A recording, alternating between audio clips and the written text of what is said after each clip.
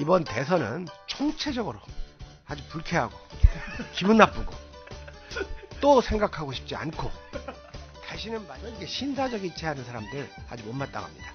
예, 나는 할 바 다 했으니까 투표에 떠나겠다 하고 이렇게 무슨 멋쟁이 콤플렉스. 근데 이런 게 다 들킨다 그겁니다. 이제는 국민들한테 싸가지 없는 논리죠. 그게 그렇지 않습니까?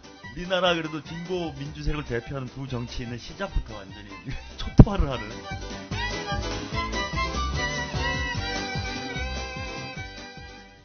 네, 반갑습니다. 애청자 여러분. 역사와 철학이 있는 혁명 시사 방송 국민이 갑이다의 최한욱입니다. 예, 대선 끝나고 많은 국민들이 우울하시죠? 예, 저도 마음이 무거웠습니다.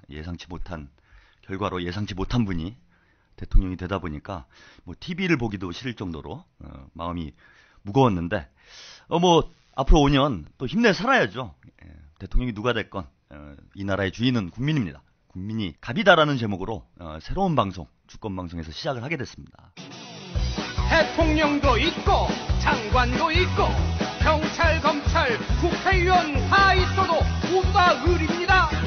이 나라의 진짜 주인 국민이 갑입니다. 국민이 갑이다.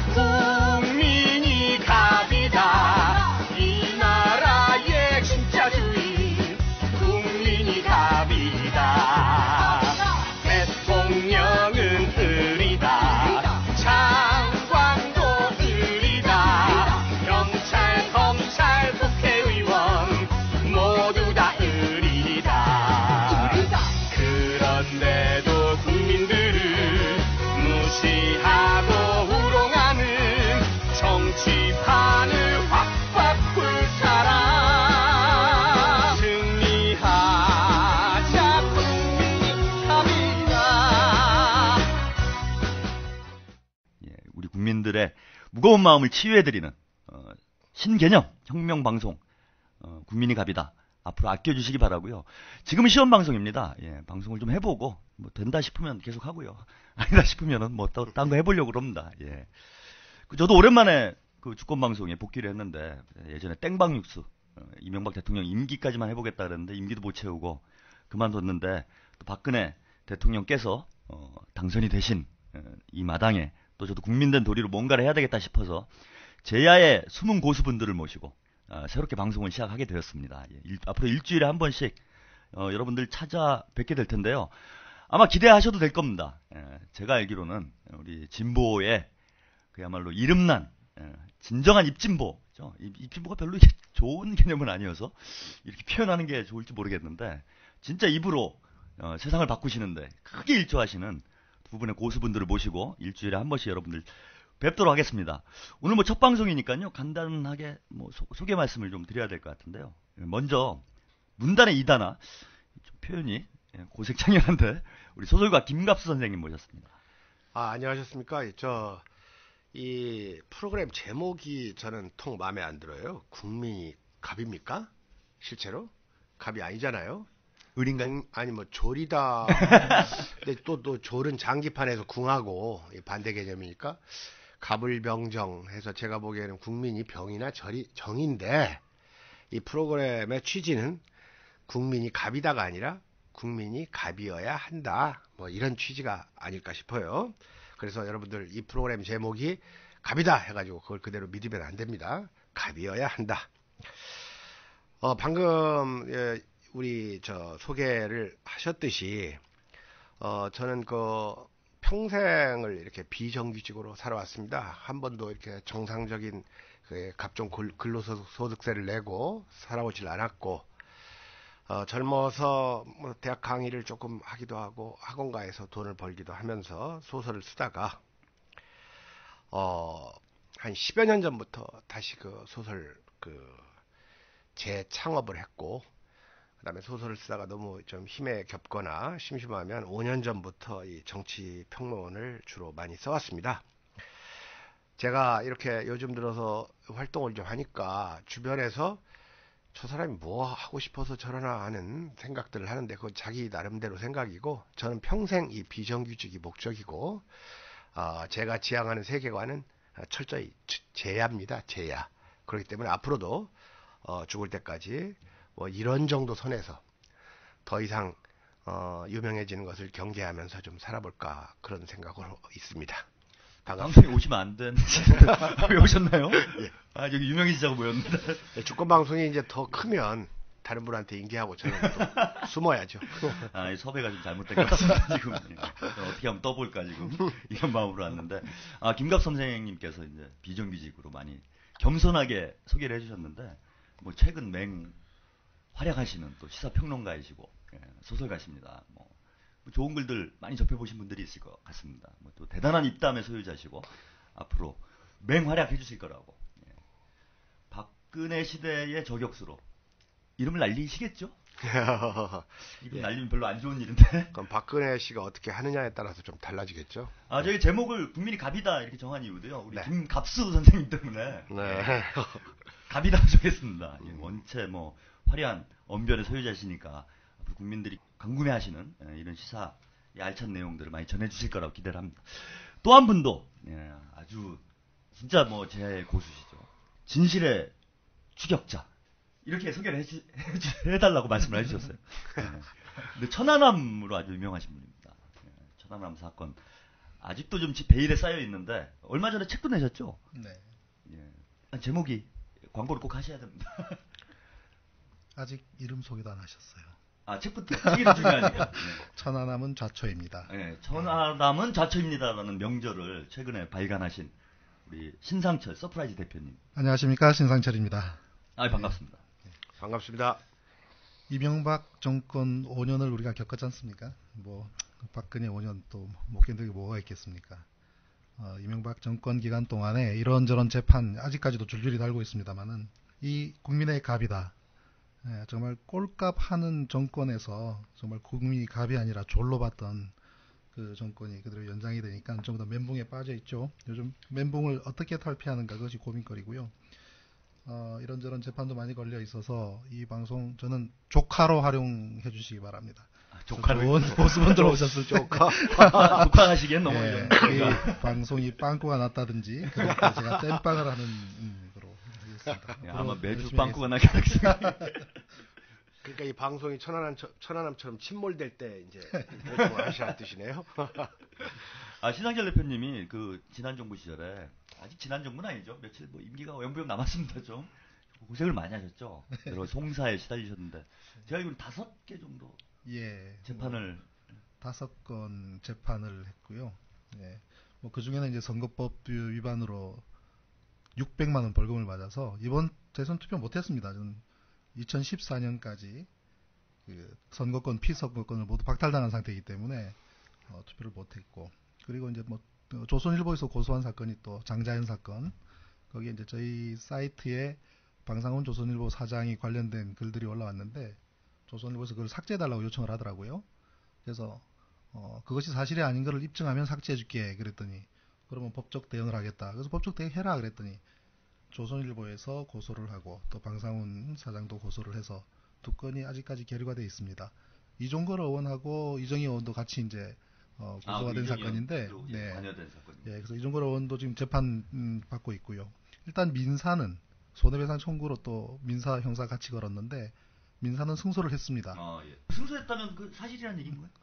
예, 아니요. 법원에서 인정을 한 건가요? 그 명예훼손이 아니라는 얘기죠. 그래서 조선일보에서 저에 대해서 손해배상 청구 소송한 것은 기각이 돼서 제가 승소를 했고 이제 형사 하나 남아 있는 상태고요. 그리고 천안함 사건 지금 재판 진행 중에 있고 어저께 18번째 재판을 어저께 했었습니다. 18. 18. 앞으로 차 공판이요? 앞으로 1년은 더 끌어야 될 것 같고요. 어. 그래서 이명박 정권과의 악연이 이 재판 5건으로 끝나나 했더니 또 이번에 또 대선 부정선거 관련해서 또 글을 좀 썼더니 또 보수단체에서 또 고소를 해서 하나가 또 늘어났습니다. 그 감정이 갈등 재판에 하신 사건 중에서 그 재판 제목 중에서 제일 기억에 남는 게 뭐 이명박 협박죄라고 예, 제가 그렇게 돼 있죠? 네, 이명박 대통령한테 제가 할 수 있는 가장 강도 높은 욕설이라 그러죠. 예, 그 다음은 이제 칼럼을 썼는데 저는 시를 쓴 것 같아요. 근데 사람들은 칼럼이라 그러는데 그게 이제 1심에서는 무죄가 됐고 지난주에 항소심에서도 무죄가 예, 판정이 났습니다. 어떤 내용이 협박죄가 걸린 겁니까? 노무현 대통령 딸 이정현 씨, 그 미국의 그 아파트 사건이지 않습니까? 예. 예, 그 부분이 사실 대통령께서 또 목숨을 접으셨을 때 모든 게 종결된 사건이에요. 그 주변의 측근들 그리고 가족에 대한 문제 모든 것이 그 사건으로 이제 다 종결이 됐고 검찰도 그렇게 발표를 했습니다. 그런데 이명박 정권이 작년 2월에 다시 그걸 재수사한다 그랬어요. 그래서 제가 이제 아침에 새벽에 이건 아닌 것 같다. 이건 다시 또 이제 정치적인 총선 앞두고 또 그런 거로 비춰줘서 처음에는 점잖게 칼럼을 쓰다가 너무나 화가 나서 안 되겠더라고요. 그래서 이명박 야이 꼬표야 하는 이제 그런 글이 내용이 한 7번 들어가고 꼬표가 그러니까 꼬표를 보통 쓰신 건가요? 아니면 개새끼라고 썼죠. 개새끼라고 예. 쓰신 거죠? 아니, 이명박 그러니까 개새끼다 이렇게 쓰신 대부분의 거죠? 국민들이 예. 이제 이명박 대통령한테 예. 개라고는 안 했죠. 다른 거라고 했죠. 그죠, 예. 그거보다 훨씬 실체류 작은 쪽으로. 거. 그게 문제가 되는지는 모르겠습니다만 그러니까 남들은 다 그걸 쥐라고 하는데 우리 신 대표님께서 처음으로 이게 독창적인 안을 내셨어요. 그래가지고 아마 그쪽을 좀 당혹스럽게 하지 않았나 하는 생각이 들어요. 그게 7차례. 그러니까 네. 이명박 개새끼 그게 7차례가 나오는데 그게 협박죄로 기소가 된 근데 겁니다. 그게 저 특수 협박으로 또 이제 있어요. 왜냐하면 우리는 당신을 용서하지 않을 것이다의 우리는이 복수지 않습니까? 그래서 집단으로 협박하는 것이 돼서 예, 한 사람이 하면 협박인데 집단이 우리를 되면, 썼으니까. 예, 또 특수 협박이라 그래가지고 이제 그러니까 기소가 됐죠. 나는 이명박을 뭐 개새끼다 이렇게 쓰면 그냥 협박죄고 우리라고 쓰면 이제 그 집단 특수 협박죄가 되고 이런 건가요? 협박 조장이 되겠죠, 뭐 그냥. 근데 그게 무죄가 된 거 아닙니까? 네, 그렇죠. 그럼 그걸 해도 된다는 거네?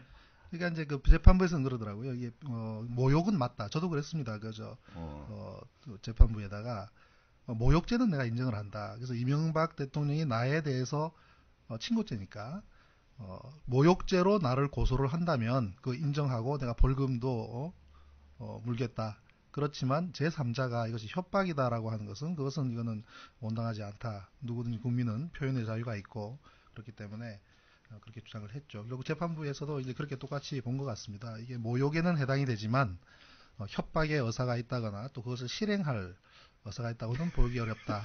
그리고 우리나라 체제가 그런 것을 할 수 있는 것은 아니다. 네, 그래서 이제 무죄가 선고가 됐습니다. 예, 대략 이런 분들 모시고 방송을 뭐 대략 어떻게 갈지 여러분들 예상이 될 겁니다. 예, 뭐 갖가지 송사와 비난과 협박과 이런 것이 오고 가리라. 뭐 상당히 흥분이 되네요. 예, 저희 우리 신선철 대표님도 그러고요. 저도 그러고 방송을 이거 숙제 차원에서 꼭 해야 됩니다. 둘 다 공통점이 있습니다. 투표를 못했어요. 저도 투표권이 없어가지고. 저도 이명박 정부 초기에. 네. 저는 제가 그 촛불 집회를 선동했다라는 놀라운 혐의. 촛불 집회 선동이요. 예, 2008년도 그 광우병 촛불 집회를 선동했다라는 뭐 그것만 있었던 게 아닌데 뭐 그것도 주요한 혐의로 해가지고 재판을 받은 적이 있었습니다. 재판만 받으셨어요? 아니면 들어갔다 나오셨어요? 뭐 1년 좀 쉬었다 했죠. 1년이요? 고생하셨네. 근데 그 유죄가 확정이 됐습니다. 유죄 확정. 그래서 이제 투표를 못 하신 거군요. 예. 보통 사람이 아니죠. 한마디로 하면 촛불 들고 나오고 대통령이 개를 만드시는 분도 있고. 그러니까 두 분이 투표권 없다고 투표권 있는 나를 지금 소외시키는 겁니까 여기서? 좀 더 노력을 하셔야 된다 뭐 이런. 예. 아무튼 이렇게 훌륭한 분들 모시고 이제 일주일에 한 번씩 여러분들 만나 뵙도록 하겠습니다. 원체 뛰어난 분들이시고요. 뭐 제의 숨은 고수 분들이다 이렇게 말씀드렸는데 아마 깜짝 놀라실 겁니다. 원체 깊이가 있으시고 또 입담도 화려하신 분들이어서 재밌는 방송 여러분들과 함께 하도록 하겠습니다. 오늘 첫 방송이니까요. 아무래도 대선 얘기를 안 할 수가 없네요. 예, 대선 때문에 모이게 된 방송이고 대선 때문에 국민이 갑인데 우리 김갑수 선생님 말씀대로 조리돼버린 묘한 상황이 됐는데 오늘은 2012년 대선을 후벼 판다라는 주제로 여러분들과 1시간 반 정도 이야기를 함께 나눠보도록 하겠습니다. 첫 번째 이야기를 좀 나눠볼까요? 예, 대선 이후에 그 레미제라블이라는 영화 전 아직 못 봤는데 네.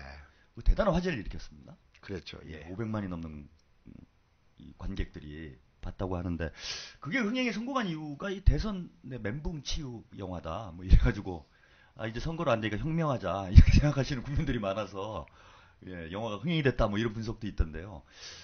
우리 김갑수 선생님께서는 대선 이후에 좀 멘붕 있으셨나요? 원래 이 레미제라블이라는 영화가 제가 알기로는 지금까지 한 28회 정도 영화가 된 예. 명작이죠. 근데 이제 이번 영화를 좀 잘 만들었고, 그다음에 대선이 끝나고 또 사람들이 이제 할 일이 좀 없어졌잖아요.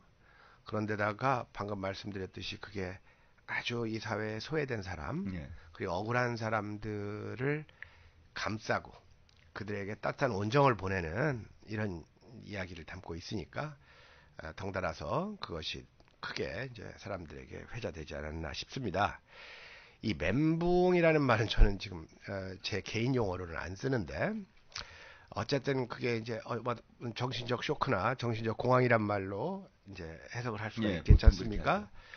근데 보통 이 멘붕이라는 것은 예상치 못한 일이 왔을 때 그 상태에 빠지는 것인데 사실 저는 명백하게 이 대통령 선거가 이 박근혜가 이기지 않을까 하고 어떤 방법으로든지 이기지 않을까 하는 예상을 해왔고 또 그런 생각에 변화가 없었어요. 불행히도. 사실 제가 멘붕에 빠졌던 것은 박근혜 당선인이 초창기에 이명박 정부 초창기에 아주 부동의 대권 주자로 올라설 때부터 그때부터 멘붕에 빠졌기 때문에 이 멘붕이 막 몇 년 동안 분산이 됐어요. 그래서 저는 그렇게 심하게 멘붕은 없었습니다. 그렇게 보고 어쨌든 오히려 멘붕보다도 더 처참하죠. 끝내 이렇게 되고 말았구나. 예상했던 결과대로. 네네. 예. 그렇게 멘붕이라기보다는 처참했다. 근데 이번에 국민들이 뭐 이렇게 좀 정신적 충격을 받은 게 네. 아무래도 그 여러 가지 면에서 자질이 의심스러울 만한 뭐 TV 토론 과정에서도 그런 것도 많이 드러났고 네. 실제로 뭐 야권 쪽에서 사실상의 후보 단일화가 됐고 네. 이길 가능성이 높다 이렇게 예상을 했다가 네네. 예상보다는 좀 큰 차이로 이렇게 지고 나니까 그 충격이 좀 컸던 것 같은데 네. 뭐 이런 정도 표차를 예상하셨던 건가요? 네, 저는 그 투표 직전까지도 한 40만 표 내지 120만 표 차이의 그 여론의 차이를 보인다고 봤어요. 물론 우리 신 대표님은 또 이제 그 개표 결과에 대해서 이것이 잘못됐다라는 강한 믿음을 가지고는 계시지만, 그래 저는 흐름상 네네, 네, 그 나지 정도는 않겠나. 나지 않겠느냐 해서 우려했는데 우려했던 바가 현실화됐다고 말할 수가 있겠습니다. 우리 신상철 대표님은 사실 좀 충격이 크셨겠습니다. 송수아가 5개가 걸려있고 네. 이게 정권이 안 바뀌면 상당히 신변에 위협이 좀 네. 느껴지셨을 텐데. 모든 분들이 아마 같은 심정이겠습니다만은 뭐 현상도 똑같죠. 처음에 이제 뉴스 보기 싫고 그죠? 아예 아나운서 목소리가 듣기 싫지 않습니까? 그 멘트 자체가 어느 방송인 할 것 없이 그러다 보니까 이 채널 돌리다가 뉴스 걸리면은 바로 이제 돌리죠. 근데 뭐 애들도 알아서 돌립니다. 아예. 예. 더구나 이제 또 지금 천안함 재판만 하더라도 사실 정권이 바뀌게 된다면은 이 사건이 국회로 갈 수 있을 것이다. 네, 그렇죠. 그렇게 생각도 했고 그러면 진실이 빨리 밝혀지게 될 것이다. 그런 생각을 했었는데 그렇지 못하니까 상당히 큰 멘붕이 빠질 수밖에 없죠. 근데 우리 김갑수 선생님 말씀과 같이 저도 우리가 이기기 힘들 것이다라는 예측을 하고 또 주변에서 이번 대선을 어떻게 예측하느냐라고 저한테 물을 때마다 제가 똑같은 대답을 했습니다. 투표에서 이기고 개표에서 질 것이다. 그래서 그 막연한 그런 어떤 그 예감이나 그런 것이 아니라 지난 2010년도에 지방선거 때 그 선거 때에 서울시장 선거 그 당시에 있었던 현상들 그리고 또 지난 총선 때 강남으로 해서 한 6군데 7군데에서 발생했던 투표함의 그런 문제들 그걸 제가 직접 취재도 하고 그 내용들을 다 들여다봤기 때문에 이번에도 그러한 현상이 나타날 것이다. 그리고 저 집단은 권력을 갖고 있으면서 자신들이 지지 않기 위해서 무슨 짓이라도 할 수 있는 집단이다. 그리고 거기 그런 권력 기관들을 총동원해서라도 어떻게든 이기려고 할 것이라는 그런 예측을 하고 있었기 때문에 대선 전부터 저희 사이트 위에도 큼직한 팝업을 걸었습니다. 어른 손바닥 두 개만한 팝업을 해서 역사상 최악의 부정선거에 대비를 해야 된다. 그리고 구체적으로는 수개표를 반드시 해야 된다. 또 참관인들 교육도 해야 된다. 이런 것들을 쭉 상세하게 이제 해서 알렸음에도 불구하고 민주당이 제대로 대응을 못했어요. 부정선거 때문에 졌다. 이것보다도 결국은 총체적인 부실이죠. 민주당이 거기서 대응하기 위해서 준비가 전혀 안 돼 있었고 그런 교육도 되어 있지 않았고 심지어 참관인조차도 없었던 선거가 있을 정도로 그런 부실한 결과가 있기 때문에 결과적으로 진 거죠. 지금 서서히 저는 멘붕을 오히려 좀 탈피하고 있는 과정이다라는 생각을 하는 게 우리가 뭐 이명박 5년 겪었는데 박근혜 5년 또 뭐 겪을 게 뭐가 있겠습니까만 만약에 우리가 이번에 이겼다고 하더라도 이 집단 지금 민주당을 구성하고 있는 현재의 이 사람들이 정권을 성공적으로 꾸려갈 수 있을 것인가에 대한 심각한 회의를 갖게 돼요.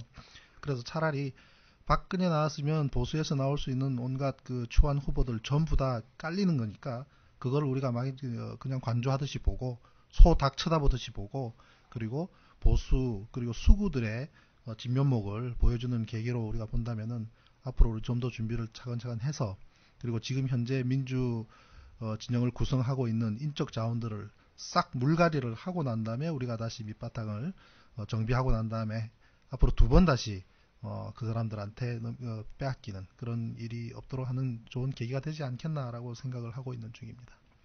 차라리 잘 됐다. 근데 이런 얘기 하시는 분들도 있더라고요. 뭐냐면 우리 각하가 이제 많은 쌓아놓지 않았습니까? 이것저것 뭐 사당에도 쌓아놓고 여기저기 쌓아놨는데 이거 뭐 민주 진보 세력이 만약에 집권을 했으면 이거 5년 동안 똥 치우다가 끝난다. 그냥 차라리 박근혜가 치우게 놔두는 게 장기적으로 더 낫지 않느냐. 뭐 이런 얘기도 하시는데 뭐 그런 면에서는 또 어떻게 또 긍정적인 게 있을 수도 있을 것 같습니다. 그러니까 일이 잘 안 됐을 때 이제 예. 그 자기 위로하려고 하는 말이죠. 예. 또 그렇게 얘기를 하십니까? 저는 어떻게든 좀 치유를 해보려고 좋게 얘기하려고 그러는데 김갑수님 이거 아무래도 걱정이 됩니다. 좀 앞으로. 근데 이번 대선 뭐 여러 가지 재밌는 장면들이 있었는데요. 뭐 좀 기억에 나시는 제일 기억에 남는 게 어떤?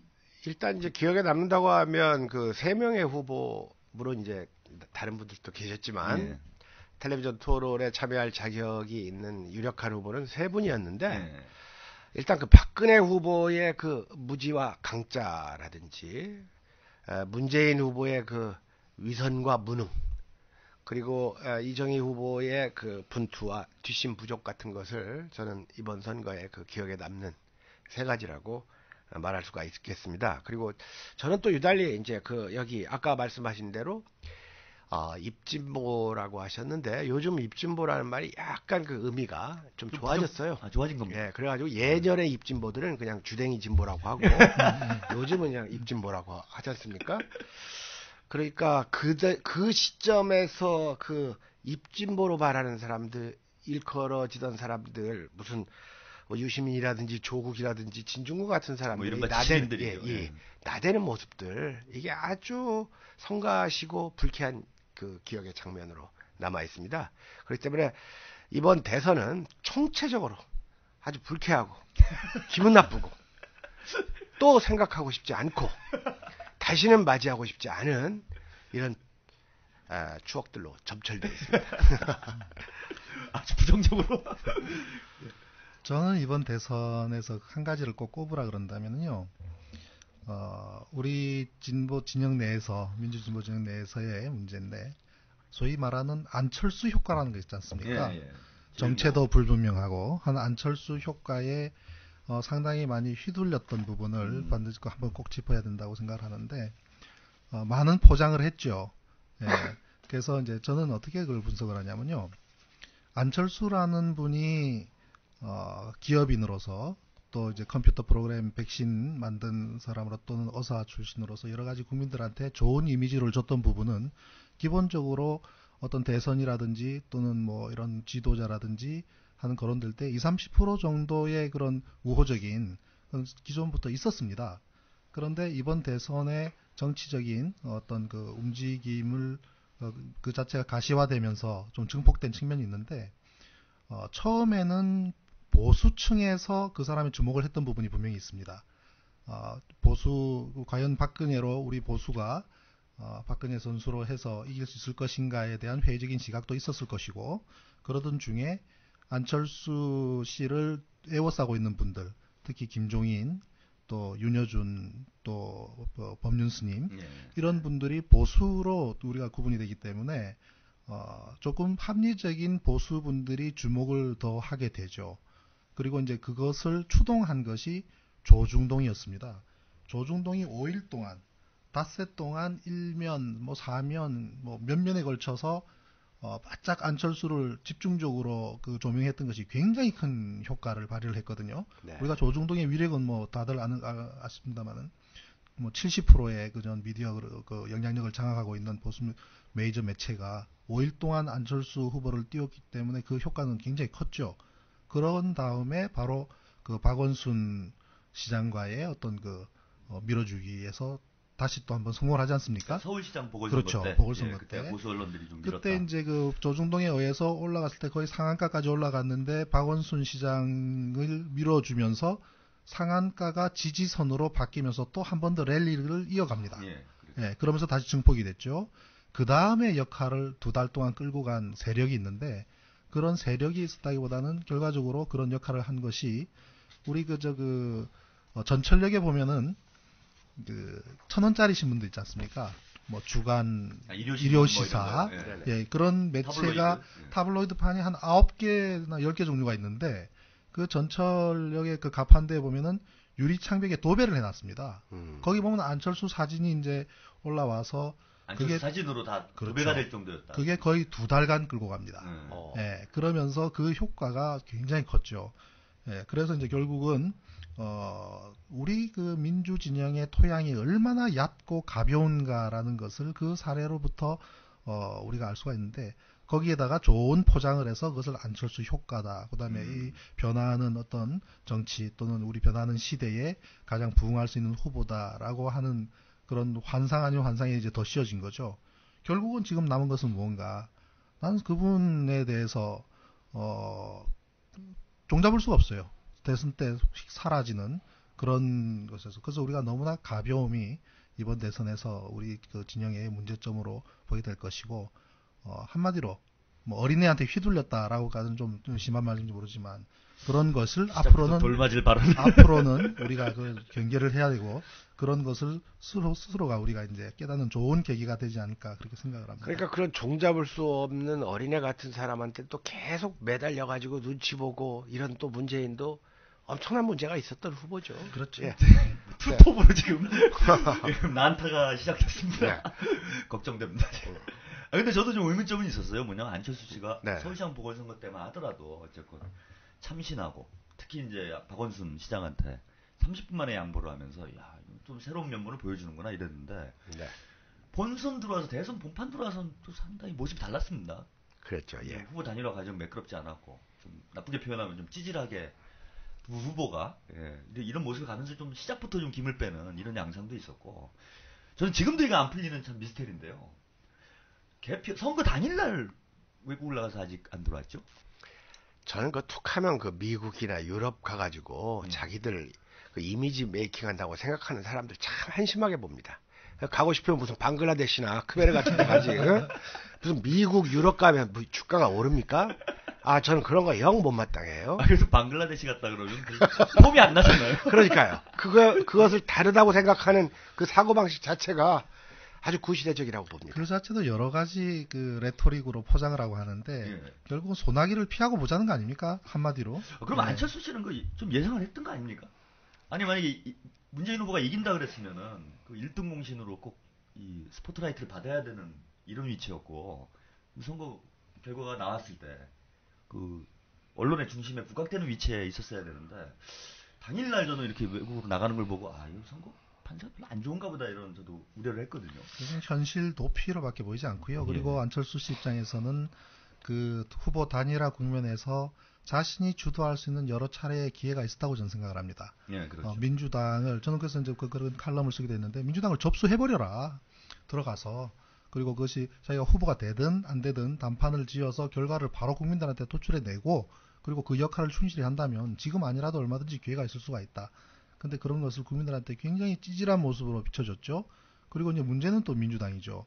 거기에 휘둘려 가지고 갈팡질팡, 심지어 그 대선 적전 앞에서 지도부를 올 교체를 하고 끌어내리는 그런 바보 같은 휘둘리는 모습을 보여줬고, 그리고 이번 그 대선 결과만 하더라도 그 많은 사람들이 문제가 있다고 얘기를 하고 또 합리적인 분석과 함께 과거 우리 많은 선거를 겪었지만 20몇만 명이 서명을 하고 해외 동포들이 3번, 4번에 걸쳐서 성명을 발표하고 이런 사례가 없었지 않습니까? 네, 그렇죠. 거기는 분명한 합리적인 이유가 있고, 오늘 또 제가 오늘 아침에도 글 하나 올렸습니다만 새로운 분석을 또 나중에 소개를 드리겠습니다만은, 그런 사례가 있음에도 불구하고 그 당사자인 문재인 후보도 그 문제를, 국민들의 억울심을 가진 분들의 억울심을 풀어주는 것은 나의 업무다 라고 하는 것 하나만으로도 얼마든지 소송을 제기할 수 있는데, 내가 패배를 인정했다고 하는, 그 패배를 인정했다는 것은 그 결과가 합리적이고 합법적이었을 때 그 할 수 있는 얘기예요. 네, 그렇죠. 그렇지 않으면은 이것은 온당치 않은 것에 대해서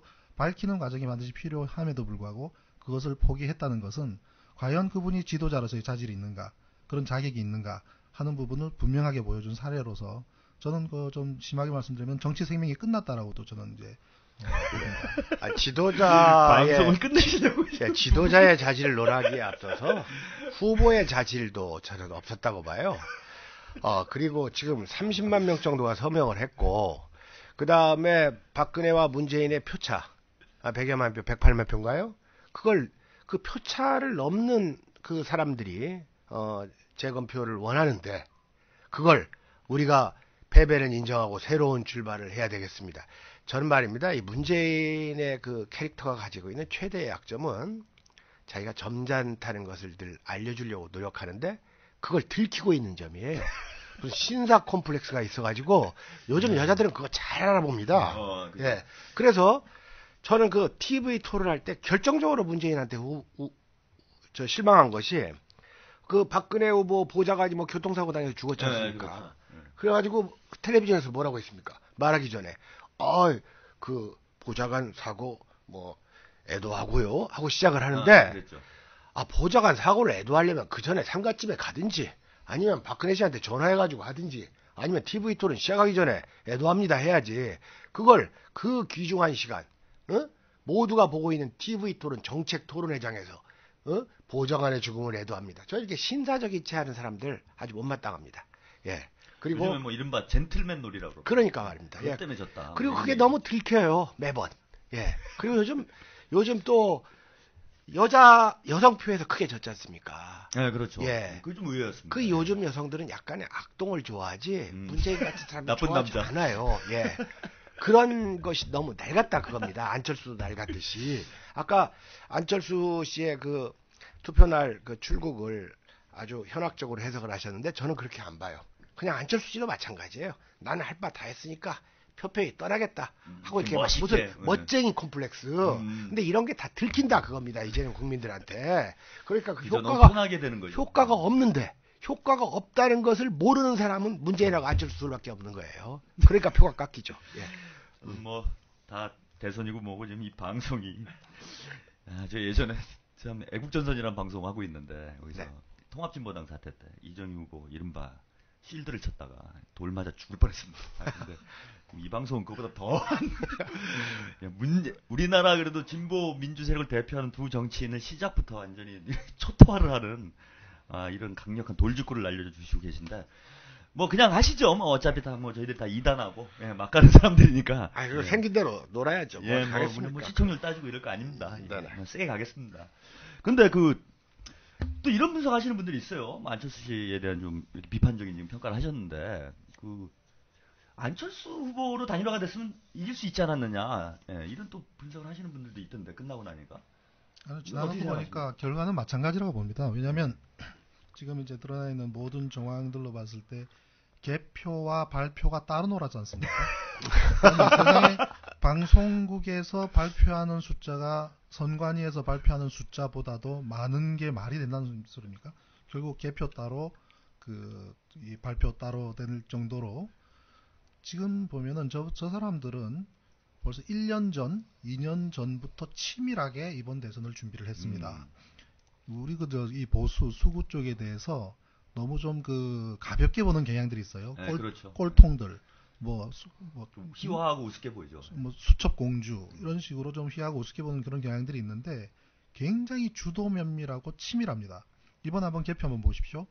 처음에 어디서부터 시작합니까? 강원도 개표를 하면서 바로 경상북도를 개표를 합니다. 18시 40분 저녁 6시 40분에 개표가 시작이 되는데 강원과 경북은 뭐 압도적으로 거의 80%에 육박하지 않습니까? 그리고 강원도 60%를 상회하는 만큼의 그 보수 지지층이 많은 곳인데 그쪽부터 먼저 개표를 해버리니까 제일 첫 발표가 83대 17부터 시작을 합니다. 80대, 70대, 60대까지 1시간 이상을 쭉 끌고 가니까 이쪽 진영을 초토화시켜버려요. 거의 완전히 이제 뭐 기대가 없어지도록 길을 완전히 꺾어버리죠.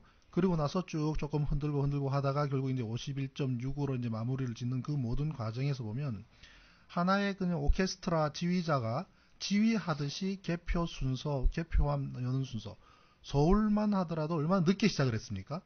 예, 그런 부분들 그런 것이 아무것도 아니라고 생각을 우연히 하다 보니 그렇게 됐겠거니 하지만 이번에 개표 결과를 거꾸로 돌렸다면 어떻게 됐을까? 무슨 얘기냐면 시간대를 거꾸로 그래서 제일 마지막 열은 투표함을 만약에 제일 먼저 여는 것으로 우리가 역산을 해본다면 적어도 4시간 이상 처음에는 문재인 후보가 앞서가는 결과가 나옵니다. 예. 그 부분은 이제 분석된 것을 나중에 좀 더 구체적으로 말씀을 드리겠습니다만은 그런 모든 정황들이 그 숫자에 수렴하기 위해서 잘 기획된 형태다. 그리고 우리가 명백하게 우리가 인터넷을 통해서 보는 것은 하얀 종이에 빨간 도장이 명백하게 찍혀 있는 게 분명한데도 다른 곳에 들어가 있는 표 있지 않습니까? 예, 그렇죠. 그거는 존재할 수가 없습니다. 왜 그러냐면 기계가 하는 일이거든요. 그렇죠. 우리 간단하게 얘기를 해서 그 학생들 수능 시험에서 엉뚱한 데 찍힌 것이 채점이 됐다고 가정을 해보십시오. 학부모들 가만히 있겠습니까? 문교부 찾아가서 난리가 납니다. 교육부 찾아가서 저희 집사람도 학교 교사 30년째 교사인데 물어봤어요. OMR 카드란 거 있지 않습니까? 예. 학생들은 문항도 몇 개도 아니고 50개 문항이 있는 한 개의 OMR 카드를 5과목, 6과목이면은 300문항에 대해서 체크를 합니다. 그리고 그것을 학교에서 채점을 해요. 그리고 그 답안지를 학생들한테 나눠줍니다. 그런데 학생들이 그것을 채점이 잘못됐습니다라고 들고 오는 케이스를 보면 굉장히 희미하게 칠해져 있거나 아니면은 2개, 3개를 체크를 했거나 표기가 잘못된 경우 분명하게 학생의 잘못으로 결론이 나더란 얘기예요. 즉 기계는 오류를 내지 않는다는 얘기예요.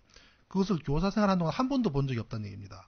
그러면 대선을 앞둔 이 카운트를 하는 이 기계는 분명히 그 네모 하나에 빨간 도장이 있는 것을 센싱을 하게 돼 있고 이게 1분당 300장을 체크하면서 한 번 체크할 때마다 스캐닝까지 하고 그다음 그것의 오류를 200번에 걸쳐서 왕복으로 체크할 수 있을 만큼의 능력을 가지고 있다고 자랑을 하는 기계인데 거기서 A를 찍었는데 B 쪽으로 카운트가 된다?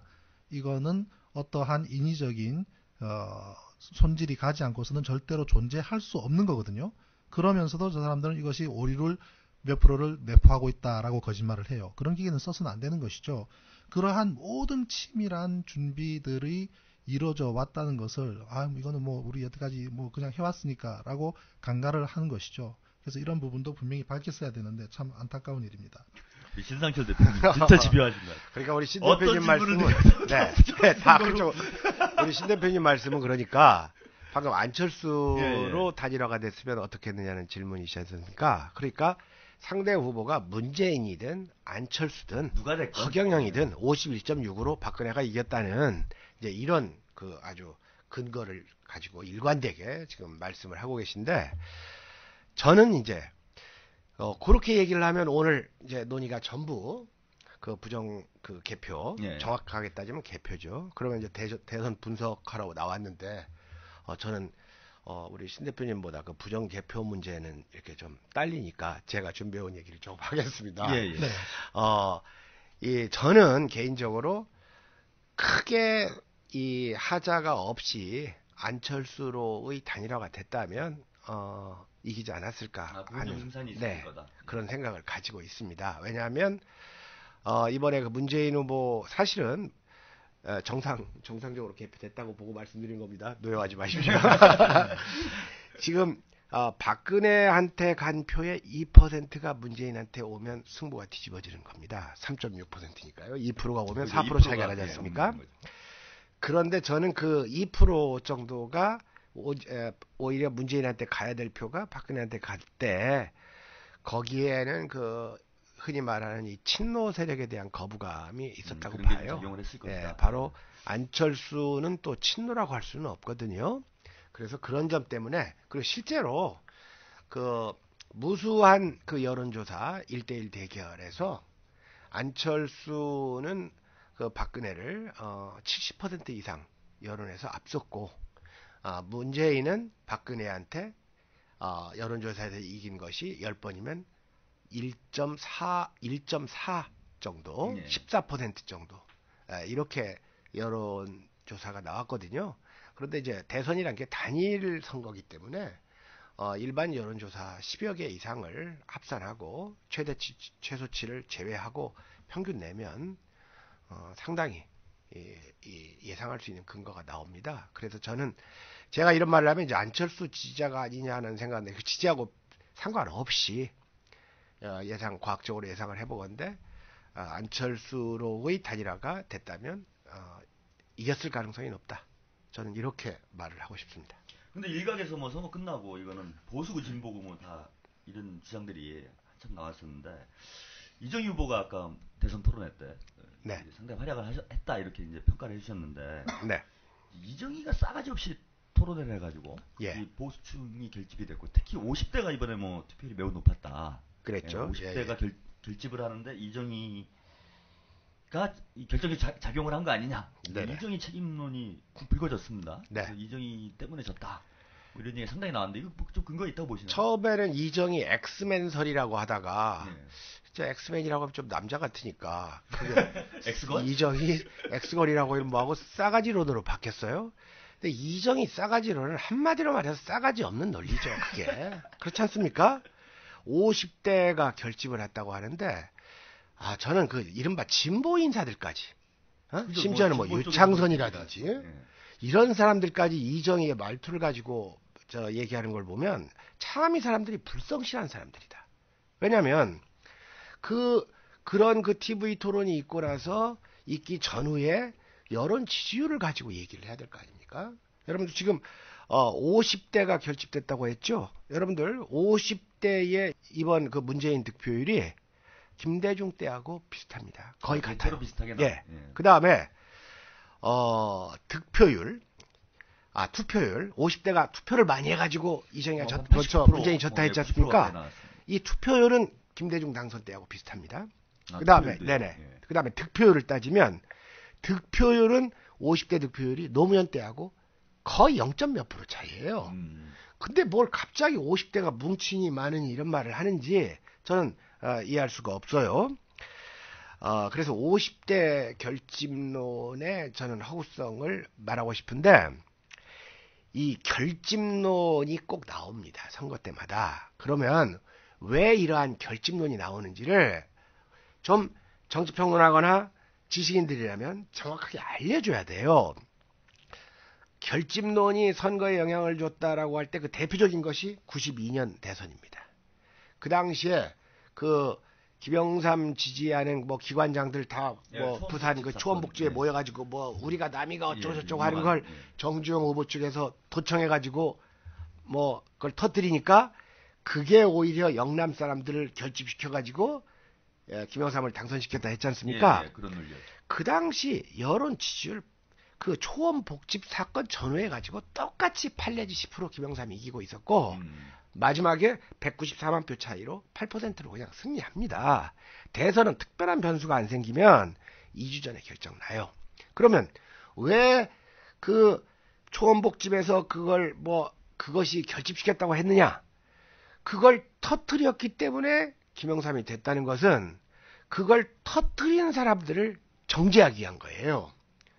다시 말해서 우리가 남이가 하고 그런 짓거리들을 하고 있는데 그걸 터뜨린 것은 뭐 도청이건 어쨌건 수단은 어쨌든 간에 정의로운 일 아닙니까?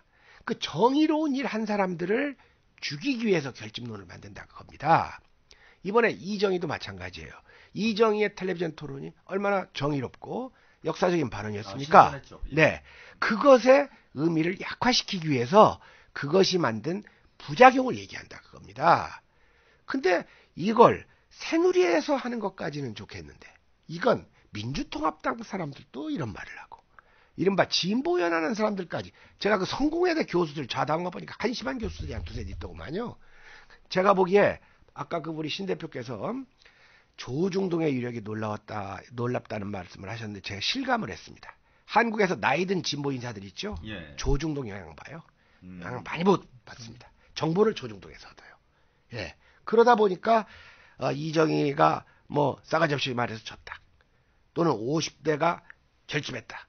이런 게 저는 다 허구고 좀 이따가 이제 얘기할 시간이 있겠습니다만은 이정희가 텔레비전 토론에 등장함으로써 많이 뒤지던 문재인이 박빙의 수준으로 올라오는 오히려 역효과를 냈다 그겁니다. 그리고 설령 50대 일부가 결집을 했다 하더라도 20, 30대는 말입니다. 난리가 났죠. 20, 30대는 지난번 투표율보다 20%가 올라갔어요. 20, 30대의 20%를 끌어올린 동력이 어디에 있겠어요? 저는 이정희 후보의 토론에 있었다고 봐요. 그러면 그걸 똔똔해서 합산을 해가지고 결과를 내야지. 20, 30대 그러려 말입니다. 판단해야 되는데. 예. 근데 이제 이 진보건 또는 보수 인사건 5, 60대들이 다 지들 나이끼리만 놀잖아요. 그러다 보니까 항상 들리는 얘기가 그렇다 그겁니다. 그래서 참 이 사람들이 즉흥적이고 자기 체험의 한계에 갇혀 있고 그리고 유력한 정보를 조중동에서 얻는구나 이런 생각을 다시 한번 새삼하게 됐습니다. 50대 결집론의 근거를 든 것이 89.9%라는 얘기 아닙니까? 예. 그 89.9% 그렇죠. 그 숫자가 나올 수가 없습니다. 첫 번째는 왜냐하면 89.9% 평균 50대라면 50부터 59 아닙니까? 그렇죠? 예. 50부터 59의 평균이 89.9%다. 그러면 그 연령대를 놓고 보면 어느 플러스 마이너스 5%로 본다 하더라도 85%부터 95%까지 존재해야 돼요. 그렇지 않습니까? 50살이 85%라면 59살은 95%가 나와야 평균이 89.9%가 나오는 거거든요. 그렇죠. 예. 그렇게 되면 95% 투표가 가능합니까? 첫째 가능하지가 않습니다. 한 연령대. 그럼요. 예. 그리고 통계라는 것은 흐름이 쭉 이어집니다. 자, 40대 보십시오. 40대 70%. 60대가 70% 초반이죠. 자, 70%대에서 89.9%, 90%까지면 20% 차이가 나는데 40대, 50대, 60대가 그만큼의 꼭 무슨 이거 넓은 들판에 돌멩이 하나 솟아나듯이 그런 통계는 나올 수가 없습니다. 그래서 근거도 희박하거니와 그런 것은 어떤 세대가 50대가 사실 87년 그 민주화 세대 아닙니까? 아, 그렇죠. 그런데 그 사람들이 이제는 먹고 사는데 바쁘다 보니까 보수화 됐네 어떤네까지 이제 그 먹칠을 해가면서 한 것도 근거가 없는 얘기고요. 그리고 이정희 책임론 부분에 대해서는 저도 김갑수 선생님 의견에 전적으로 동의를 하는데요. 그 아까 그 말씀하셨던 그 신사 컴플렉스를 가진 문재인 후보가 점잖한 모드로 가다 보니까 이정희 대표는 본의 아니게 보다도 공격적으로 됐을 수밖에 없는 부분이 있습니다. 짧은 시간에 많은 이야기를 해야 되다 보니까 말도 빠르고 그렇지만 그렇죠. 가장 큰 공로라고 한다면 그 다카키 마사오 어떤 존재입니까? 우리 언더그라운드의 마왕 아닙니까? 언더그라운드의 마왕을 공중파로 바로 부각시킴으로써 사실 이 부동층은 40대, 50대, 60대 부동층 거의 없습니다. 이미 다 결정을 그렇죠. 내린 상태고 부동층 부동층은 굉장히 약지만 우리 젊은 층은 부동층이라기보다는 정보가 없어요. 네. 그게 대학가에서 다카키 마사오 이 포탈에서도 검색어 1위에 오를 정도로 그러한 그 있었다는 것은 그만한 효과를 가져왔다고 봐야 되는 것이고 그리고 그 이정희 대표가 했던 그 참신한 그 발언들이 상당히 많은 그 사람들한테 각인 효과를 줬고요. 그러다 보니까 플러스 마이너스로 본다면 저는 한 10% 정도, 10% 20% 정도의 마이너스 효과가 있었다면 80% 90% 정도의 플러스 효과가 충분히 상쇄하고도 남는다. 근데 이제 세 번에 걸친 토론에서 두 번째 토론을 하고 세 번째도 나와서 마무리를 하겠다는 얘기가 처음에 들렸을 때 제가 조금 우려를 했습니다. 예. 왜냐하면 두 사람 간에 나중에 결론이 어떻게 나오든 문재인과 박근혜 두 사람 간의 토론을 봤으면 좋겠다는 여론도 분명히 존재하거든요. 그죠. 마지막은 예. 또 그런데 둘 중에 한 걸 선택해야 되니까. 그 부담을 나중에 어떻게 질 것인가. 만약에 승리를 한다면 상당히 공로를 또 인정받을 수가 있겠지만 만약에 패배를 했을 경우에 그러한 비난으로부터 자유로울 수 없는 부분이 우려가 됐는데 하루 전입니까? 딱 그 세 번째 토론을 하지 않겠다고 해서 저는 상당히 그 전략까지도 굉장히 주요했다 그렇게 평가를 하고 싶습니다. 근데 저는 그 좀 약간 다른 생각이 있는 게요. 네. 3차 토론회까지 이거 나왔어야 되는 거 아닌가 역으로. 물론 뭐 아까 신상철 대표님 말씀대로 이건 이미 다 이제 짜여진 각본 선거이기 때문에 어떤 결과가 나오더라도 뒤집기 어려웠을 거다. 뭐 이런 말씀하셨는데 3차에 이준희 대표가 안 나오면서 시청률도 거의 10% 가까이가 빠져버렸고요. 네, 정확히 8% 빠졌는데 8% 빠졌죠. 이제 오를 수 있는 그 시청률까지 감안하면 10 내지 12%가 빠졌다고 봐야 되겠죠. 그 자체가 보여주는 것이 이정희의 스타성 아닙니까? 결국은 이미 볼 건 다 본 사람들이 저 두 사람 토론하는 거 이제 별 볼 것 없어라고 했기 때문에 시청률이 떨어지는 거란 말이죠. 별볼거 없다. 그럼 그만큼 문재인 후보의 지지율을 끌어올려준 효과는 분명히 존재를 합니다. 그렇기 때문에 뭐 결과를 알기 때문에 됐다 이것으로 했다고 했기 때문에 그것이 시청률로 나온 것이 아닌가 그렇게 보고 싶습니다. 자, 이것은 이번 대선 국면에서 아주 중요한 거니까 예를 들어서 투표가 끝나고 나면 결과가 나오면 어떤 희생양을 찾아가지고 그 잘못이 없는 사람에게 잘못을 뒤집어 씌우고 또 그것은 잘못한 사람이 또 면죄부를 받는 수단으로 이용되는 거의 음모에 가까운 이러한 그 선거 분석 작태를 개선하기 위해서라도 약간 논의를 제가 조금 더 해야 될 필요가 있다고 봅니다. 이 박근혜 후보한테 그 이정희 후보가 말을 할 때의 그 말투를 문제 삼습니다. 그래서 말투가 싸가지 없다. 그건 기본적으로 디베이트가 뭔지를 모르는 사람들이에요. 뭐 이 한국 사람들 디베이트와 디스커션의 차이 정도는 알지 않습니까? 디베이트라는 건 말 그대로 디베이트, 타도하고 성토하는 거 아닙니까? 그게 토론의 본질입니다. 그 다음 두 번째로 그걸 좀 좋게 얘기하기 위해서 네거티브라는 말을 써요. 근데 여러분들 네거티브라는 것은 필름 용어 아닙니까? 밝은 것이 어둡게 나오고 어두운 부분이 밝게 나오는 게 필름 아닙니까? 그러니까 어두운 것을 밝다고 하고 검은 것을 밝다고 하고 흰 것을 검다고 하는 게 네거티브예요. 자, 그러면 국고보조금 타먹기 위해서 이정이 들어 국고보조금 타먹기 위해서 출마했지. 이렇게 물어보는 박근혜의 말이 네거티브지. 박근혜 떨어뜨리러 나왔다. 이게 네거티브입니까? 정권교체를 위해서 떨어뜨리기 위해 나왔다고 했고 그걸 이정희 후보한테 돈 때문에 출마한 것이라고 몰아붙이는 그 27억이 사실 뭐 저는 뭐 27,000원도 큰 돈이지만 사실 정치적인 데에서 얼마나 작은 돈입니까? 새누리당 5, 600억씩 그죠. 받잖아요. 그걸 가지고 돈 타먹으러 왔다. 김지혜가 또 그런 소리 했죠. 뭐 죽여야 된다고 하고 또 성호라는 무슨 땡초 있지 않습니까? 뭐 욕설에 가까운 미친놈들 아주 네. 그러면서 이정희 후보의 표현은 디베이트에서 동원할 수 있는 날카로운 표현이지 그건 전 네거티브라고 하는데 동의할 수가 없습니다. 그리고 박근혜 후보가 전두환에게 6억 받았다는 게 네거티브입니까? 아니죠. 60억 받았다고 하면 네거티브죠. 네. 그 다음 9억인데 6억이라고 그래요. 네, 원래 이제 9억, 원래 9억 받았어요. 원래 9억 받았는데 사실관계가 좀 틀렸어. 원래 9억 받았는데 이제 3억은 이 박근혜 후보가 전두환 찾아가가지고 돌려줬죠. 돌려주면서 그 김재규 수사에 써달라고 위로금으로 전달을 해요. 그러니까 또 이 전두환은 이제 그 수사에 다 안 쓰고 뭐 정승환가요? 5천만 원 주고 또 지가 또 1억 쓰고 그러니까 이번에 이 사건에 묻힌 건데 그 전두환 3억 공금 유용도 사실은 이번에 그 거론이 됐어야 되는 문제예요. 바로 그런 것들. 예를 들어서 애국가 안 부른다는 거. 그게 네거티브 아닙니까? 그렇죠. 이정희 후보가 애국가 안 부릅니까? 예.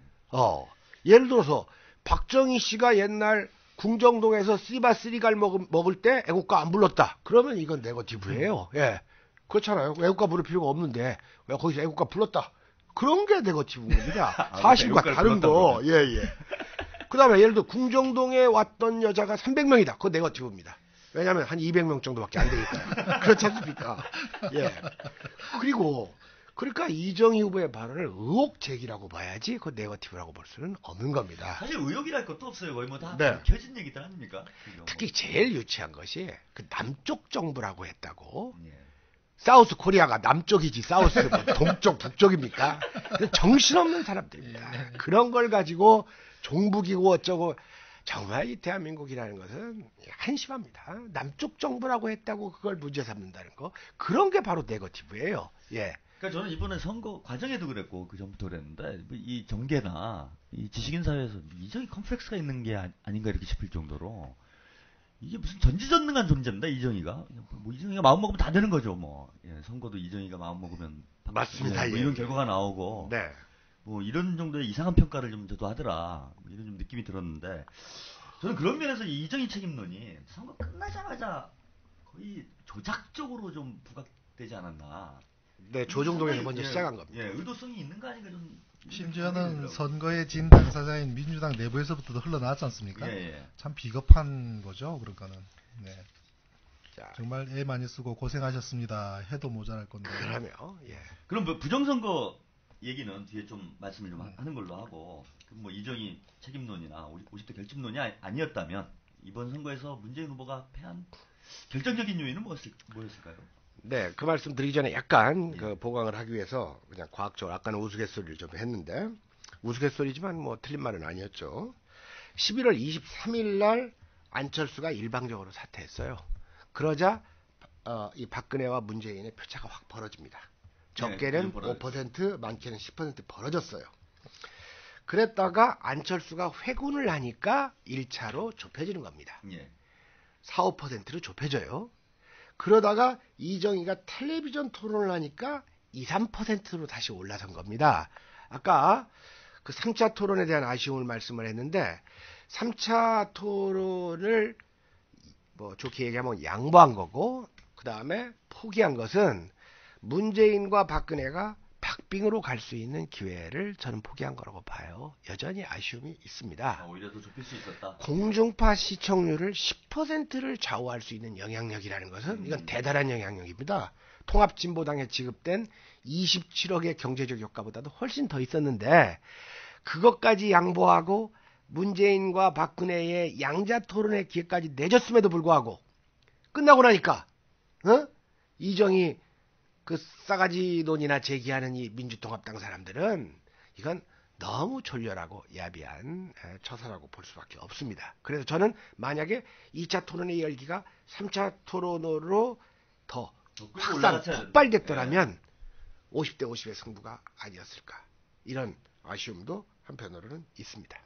근데 이런 또 결과론적인 측면도 있는 게 뭐냐면요. 전 양자 토론 기회가 주어졌으면은 그게 나쁘진 않았을 거다 이렇게 저도 예측을 했었는데 문재인 후보가 좀 잘했다면은 맞습니다. 이런 예. 평가가 안 나올 수 있었는데 의외로 좀 그렇죠. 양자 토론에서도 좀 그 소위 말해서 야마가 없었죠. 그죠? 이게 상대방을 공격하고 날카롭게 우리 속 시원하게 해주는 게 전혀 없었지 않습니까? 그것도 뭐 신사 컴플렉스인지 모르겠습니다만은. 예, 그래서 그것은 크게 기대할 것이 없었던 점, 좀 아쉬운 점으로 남습니다. 그리고 또 무엇보다도 민주당 자체가 과연 정권을 잡으려고 하는 정당인지 준비가 너무 없어요. 캠프도 그렇고 맞습니다. 심지어 소위 말하는 친노 비노 간의 대립 심지어 그런 얘기까지 나왔지 않습니까? 보좌관들 입에서도 그런 소리가 튀어나온 걸 알고 있는데 이번에 뭐 지면 이기면 우리가 정권 잡아서 뭐 권력을 잡으니까 좋고 지면 우리 의원님 뭐 다음번에 그 박근혜 정권의 정권 심판론 등에 또 없고 재선 3선 하는데 예, 다음 총선 때 또 도움이 되고 이런 시각을 갖고 있기 때문에 심지어 뭐 유세할 때 문재인 후보에 대한 말 한마디 안 하고 연설 끝내더라. 자기 자랑만 하더라. 자기 선거운동을 한 것 같더라. 그런 민주당원들이 있는 상태에서 어떻게 이길 준비를 하고 있었는지 그리고 아까도 이제 말씀드렸습니다. 그건 선거 준비에 대한 전혀 교육조차도 되어 있지 않는 부분들. 제가 지난 총선 끝나고 민주당에 전화를 참 많이 했습니다. 특히 총무 쪽에 4.11 총선 때에 이 그 선거 관리 업무를 총괄했던 부서가 누구냐, 그 책임자가 누구냐, 나 누구다, 난 서프라이즈 누군데 이 부분에 대해서 꼭 짚어봐야 되겠다. 박스가 이렇게 열리고 하는 것인데 왜 책임지지 않느냐. 강남에서 55개 박스 중에 28개가 훼손되었을 때 그리고 전부 다 결국은 문제 삼아서 법원으로 갔죠. 어떻게 된지 압니까? 그냥 다 소멸돼 버렸습니다.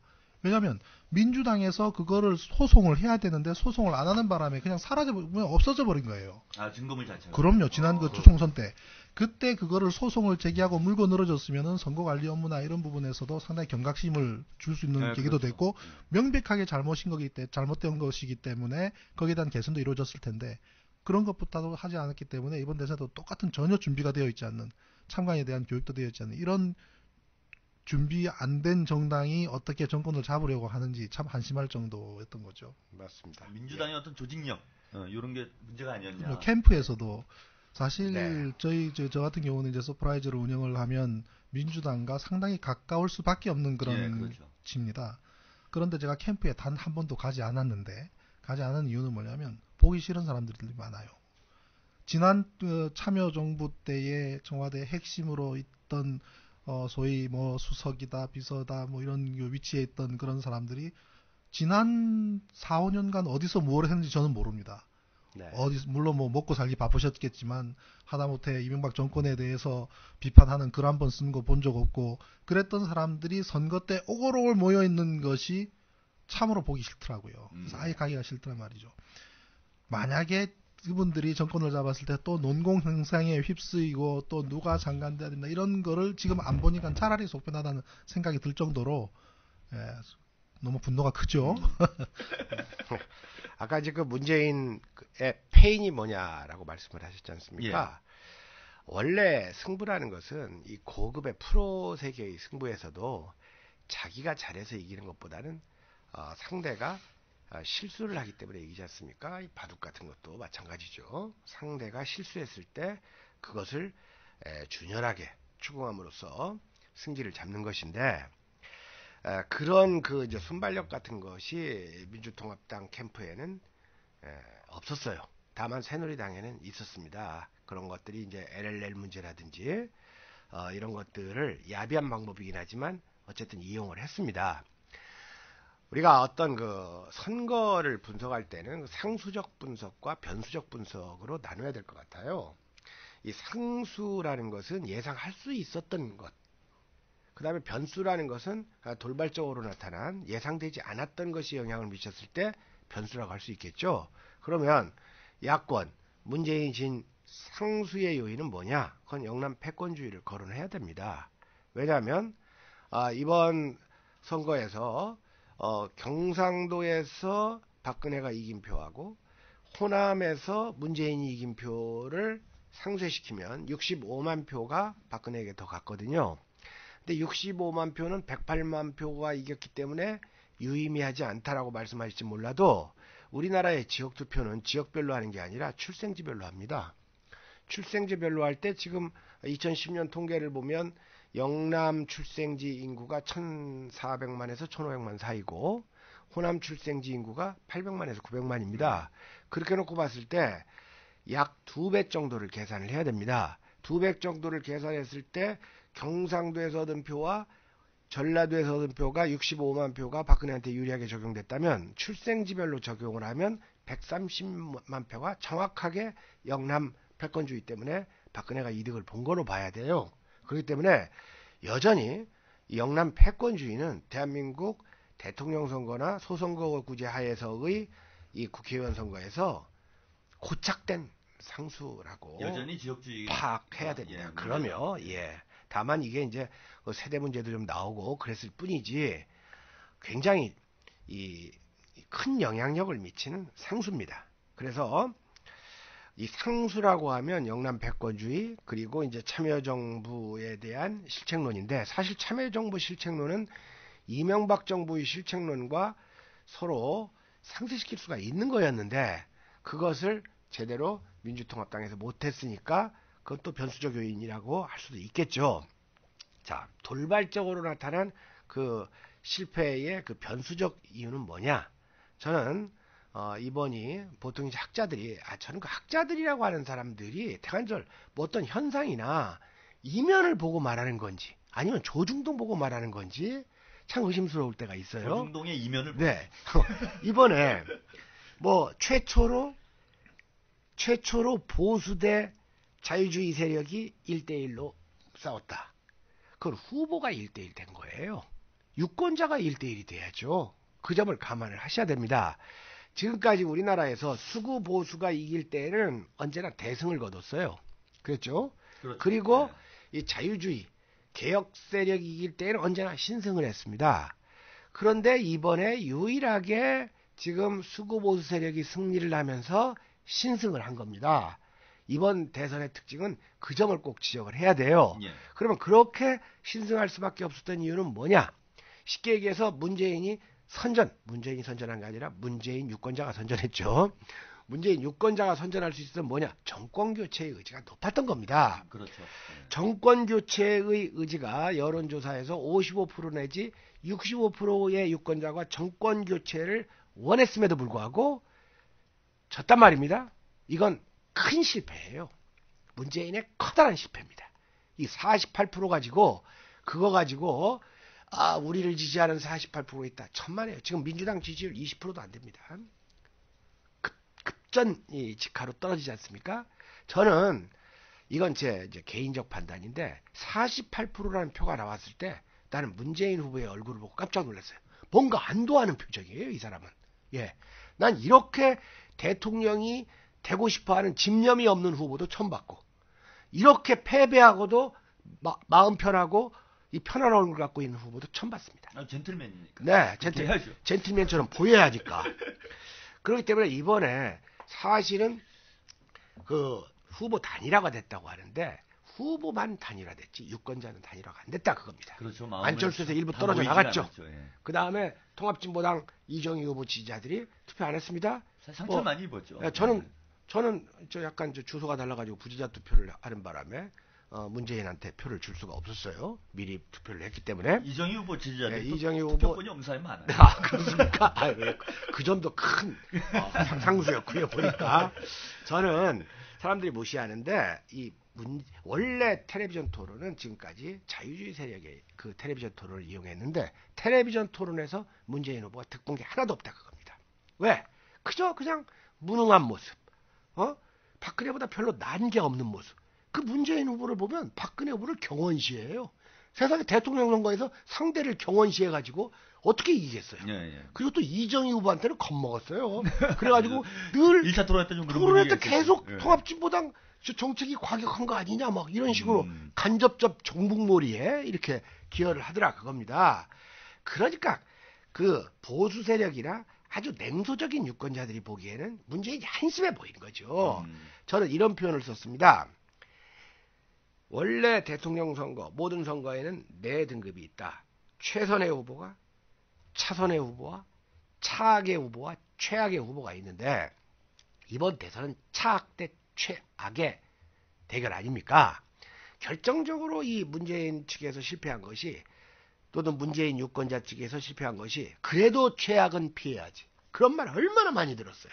굉장히 폭력적인 논리입니다. 사실은. 최악을 피하기 위해서 차악 찍어달라. 악은 다 똑같은데. 그런데 보세요.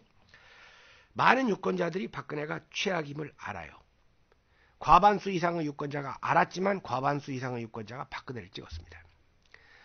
과반수 이상의 유권자가 문재인이 박근혜보다는 덜 악한 걸 알아요. 그러나 안 찍었습니다. 그 이유가 어디 있습니까? 박근혜는 최악은 최악인데 눈에 보이는 최악이에요. 가시적 최악입니다. 문재인은 차악인데 이건 뭔가 불투명한 차악이에요.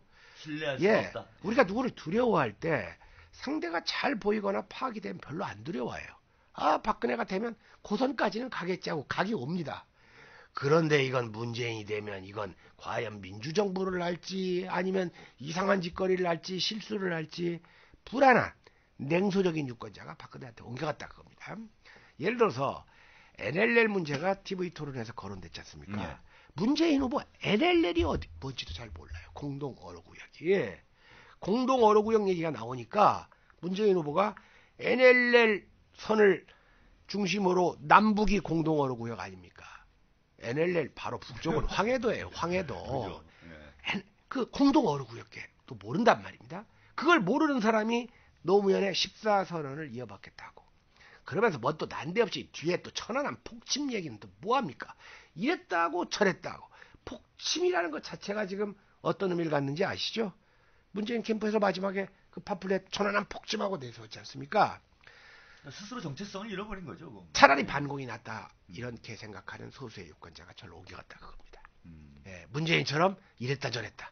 거기다가 무슨 안철수, 심상정 팔아가지고 셋이서 같이 연대한다는 등. 그다음에 무슨 저는 그 진보회라는 사람들이 뭐 투표율만 높아지면 되는 줄 알고 별 정말 상스러운 말이 정말 입에서 아니, 무슨 하세요. 투표율 높아지면 무슨 63 빌딩을 올라겠다는 등 그 망사 짝킹을 신고 하겠다는 등 나체 쇼를 벌이겠다 별 해괴한 짓거리를 다 한다 그겁니다. 그러면 이걸 누가 좋아해요? 지들만 좋아하는 거예요. 그리고 그렇죠. 그거에 자기가 대단한 줄 일부 아는 마니아들만 이렇게 저열하고 유치한 것과 무슨 진보적 사고하고를 일치시키는 그들의 그 멘탈리티가 그 자유주의 세력에 대한 불신을 크게 낳았다 그겁니다. 자, 문재인 후보가 기회는 평등할 것입니다. 뭐 과정은 공정할 것입니다. 결과는 정의로 그런 말 누가 못해? 아, 이거 첫방으로 그건 누가 못합니까? 그런 걸 미사여구라고 하는 거예요. 미사여구의 결정적인 하자는 진실성이었고 그죠. 그래야 그 인식력이 없다 그겁니다. 그게 얼마나 그 추상적입니까? 차라리 그냥 박근혜식으로 잘 살아보세요 하고 그냥 깔고 밑으로 나가버리면 효과가 있을지는 몰라도 기회는 평등, 과정은 공정, 결과는 정의로. 말만 좀 그럴 말만 그럴듯하다 그겁니다. 이런 지적을 거기 그 문재인 캠프의 그 탁현민이라는 무슨 연출가가 마지막에 그 광화문에서 그거 뭐 기획했다고 하더구만요. 한심해요. 무슨 연예인 쇼인 줄 알아요 선거가. 정치는 정치가 본령이에요. 그러니까 정치인을 앞으로 내세우고 연예인들이 보조적인 게 돼야 돼요. 그걸 저버리는 정치는 언제나 실패할 수밖에 없습니다. 그 다음에 무슨 뭐 끝나고 나서까지 무슨 문재인 헌정 광고를 해가지고 뭐 아름다운 사람 무슨 아름다운 사람 그게 무슨 화장품 광고입니까? 그 다음에 무슨 사람이 먼저다. 어? 아니 사람 사는 세상에 사람이 먼저지. 그 별로 전달력도 없는 이런 미사여구들 이런 것들이 문재인 후보에 대한 신뢰감을 결정적으로 좀 떨어뜨리는데 자격을 예, 했다고. 마음껏 오늘 독서를 대선 패배하고 멘붕에 빠져 있는데 그러게 말입니다. 민주당 의원들 하는 거 보십시오. 초선 의원들 아무 밑도 끝도 없이 대문 앞에 나와가지고 절을 해요. 누구한테 절을 하는 겁니까 도대체? 아니 그 박근혜를 찍은 절반의 사람들한테 절을 하는 겁니까? 이쪽 사람들은 투표 결과가 이상하다고 거기에 대해서 일단 들여다보자고 하는데 그냥 잘못했다는 거죠. 거기다가 이쪽 진영은 초토화돼가지고 팔다리 끊어지고 시체가 널브러져가지고 비명 지르고 있는데 이쪽 장수들 안규백, 최재성, 민홍철, 홍영표 적장들하고 해외 여행을 가요. 이런 한심한. 그리고 대선에 진 후보는 마치 대선 후보처럼 여기저기 다니면서 또 그걸 해요. 도무지 이해할 수 없는 정당이고요. 아무튼 아까 우리 김갑수 선생님께서 뭐 천안 말씀 잠시 하셨기 때문에 거기에 대해서 저도 이제 비하인드 스토리 하나 말씀을 드리면 대선 준비를 하는 과정에서 문재인 캠프 쪽에서 전직 언론인 한 분을 저한테 보내셨어요. 그래가지고 천안함 문제에 대해서 공식적인 멘트를 해야 되겠는데 어떻게 정리하면 좋겠냐. 제가 당사자다 보니까 저한테 이제 물어봤습니다. 예. 그래서 제가 A4 용지 한 장에다가 워드로 딱 쳐서 이제 정리를 해드렸어요. 왜냐하면 후보의 입장도 있고 또 지금 그 분위기 자체가 조금은 조율해야 될 필요도 있기 때문에 그랬습니다.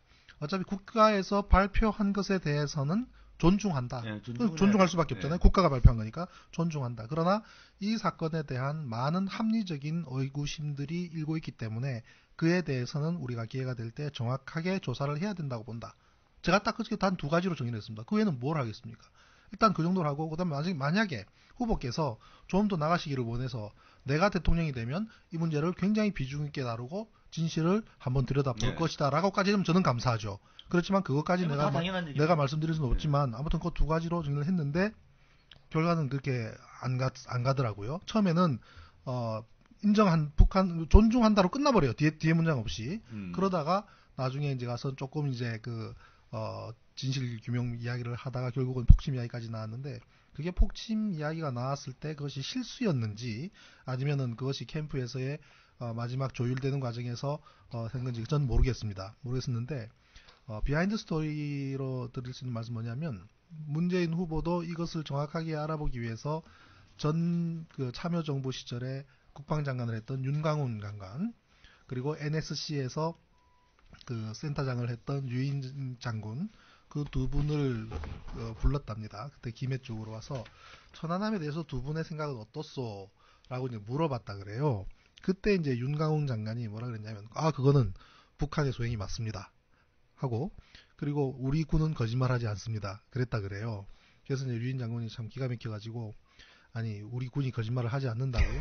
2004년도에 합참이 조직적으로 청와대에 거짓말한 사례를 쭉 열거하면서 얼마든지 있을 수가 있는 것이다. 그리고 그렇게 북한의 소행이다라고 몰아가서는 곤란하다고 이야기를 했다라는데, 그것이 무엇을 얘기를 하냐면 문 후보자도 스스로 이 사건에 대해서 이제 갈피를 못 잡는 것이죠. 근데 더 큰 문제는 한나라의 국방장관까지 했다는 윤강웅 장관, 전직 장관이 네.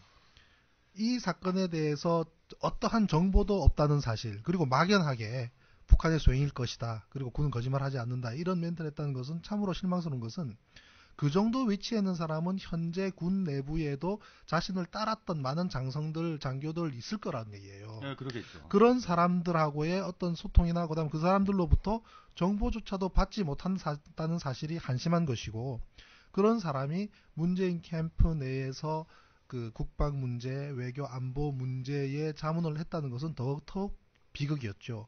그렇기 때문에 그 이상으로 이제 진도를 나가지 못했던 것 같고, 결국 그것이 폭침까지 이어지는 결과가 나오지 않았나, 그렇게 생각을 합니다. 네, 말씀 나오셨으니까 제가 좀 말씀드리겠는데, 지난번에 그 내신 책이 최근에 천안함은 좌초입니다. 예, 좌초입니다. 했죠. 굉장히 재미난 책입니다. 그리고 쉽고 간결하고 생생해요. 저는 이번 책 보면서 새로 본 것이 뭐냐면, 천안함이 두 동강이 난 게 아니라 세 동강이 났다는 새로운 네. 사실이에요. 그 네. 가스터빈실이 따로 네, 네. 나중에 인양됐다면서요. 네. 그렇죠. 예, 그게 이제 폭발이 아니라는 것을 또 결정적으로, 왜냐하면 네. 가스터빈실이 그대로 있었다는 뜻 아닙니까? 그렇죠. 그러니까 그것도 놀라운 것을 또 말씀을 하시고, 결국 그 책의 핵심이라는 것은 1차 좌초 후에 그 뒤에 2차 사고가 났는데, 그 2차 사고는 폭발이 아니라 충돌이다. 예. 이런 거였었죠. 충돌이었죠. 그런데 그 충돌은 천안함이 가가지고 어떤 거에 가서 칵 박은 게 아니라, 천안함이 있는데 어떤 게 와서 옆구리 네. 박았다 정도의 수중 함선이 와서 대단한 수중함선. 예, 이 대단한 사실, 인간 어뢰 아닌가요, 수중함선? 대단한 사실도 밝혀냈고, 더욱 놀라운 게 우리 신 대표님이 다음번 책 낼 때는 내가 그 수중 괴물체가 뭔지를 밝히겠다 이 말씀까지 하셨더라고요. 문어가. 대단하십니다. 그 얘기는 다음에 네, 한번 그 얘기는. 시간을 내서 깊이 있게 한번 파보도록 하겠습니다. 네. 천안함은 좌초입니다. 네. 다음 방송 주제 그걸 해야 되겠네요. 원래 이런 말 있잖아요. 그러니까 생각보다 두 분이 진실을 잘 아는 국민이 국가를 위할 줄 안다. 예. 그러므로 우리 천안함은 좌초입니다를 읽으셔야 된다. 이걸로 감사합니다. 이제 논의를 마치죠. 역사와 철학에 있는 혁명 시사방송 국민이 갑이다. 1부를 마칩니다. 2부도 꼭 들어주세요. 제작, 주권방송